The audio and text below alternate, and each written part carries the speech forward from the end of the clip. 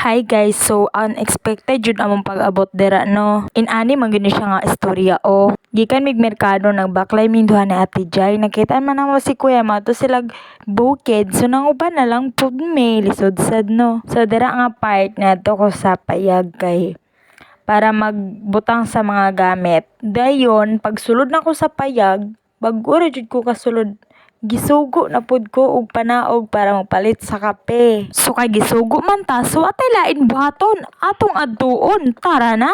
So dira nga part guys, ga walking area na mi sa akong manghod kauban naming duha. So kay ni kaon man siya mukaon pud ta dita pagansi na unsa. Mga galawan sa ate, alam niyo na guys. So nakapalit ta di kog kape kadugayan namong binaklay na abot na sa tindahan. So upat ta akong gipalit na para tagsa me na unsa. Mo na din ang dalan. Layo pa yung taon magbaktasan. Maluoy mo. Pait dyan magbukid. Uy, yun saon na lang. Kung dira na gabi magpuyo sunod.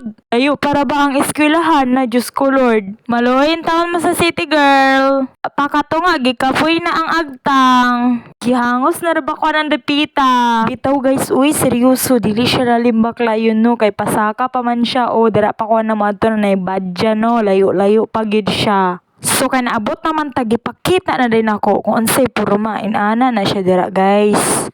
Og nisulod na ta para makutaw ang kape, pero ang ending gainit pa di ay excited ka girl. Og niadto na ko sa badya kay nakoy gikuha. Kay giigang akong kasing-kasing. Ako ading agtang gikan man jud ko nagsaka. So gikapoy lang siya, magbuot lagi ka ay. Sige diha day dagan pa agbuhaton, sige pa yaw. So, diri nga part day, ginahan di ko sa langit, no? Ang ganda kasi, bait ko lang yung color kasi color pink siya and personal. But, yung camera ko kasi parang tanga. So, color orange siya dira. So, okay lang. Nindot naman. Charis. Bitaw, guys. Nindot yun siya. So, dira nga part, nagbangkal na sila og anong tawag yan? Kamuting ka. Basta niya na yan. Limutan ko eh.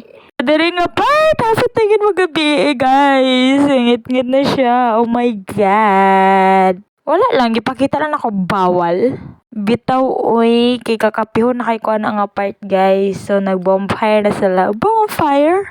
Tama, una na, dili na bonfire. Uy, gisunog na sila, pring. Naunsarik ka, assuming kinabuhi ni mo. Bitaw, uy, kusugeng kalayo. So, finally, nakakapi na ang babae. Thank you, Lord. After all, ningit-ngit na jud siya. Oh my God. So, nauna na siya doon. Nag-iu-iu pa ka dira. Dira akong kibotang kay para mga pina ang babae. Lingi-lingi data sa palibot. Kanang feeling bitaw, no? Ay, hala ka. Bitaw, oy, galantaw-lantaw ako sa mga kalangitan, mga nindot nga kalantawan-lantawan sa itong mata para peaceful in my life. Dari nga part guys ng uli namin. Nag-backing na si Kuya para manaog na may malamang. Oban mo, ta? Let's go! So dari nga part kay galisod jud ko dra na pasmal-smal pala pero galisod na jud na para kabalo lang ka. Kay guys, di na ako makitang dalan pastang pagkangit-ngita do. Diri nga part, nakasakay na ko na. So, mga to na may pagkataod-taod. Just wait lang po.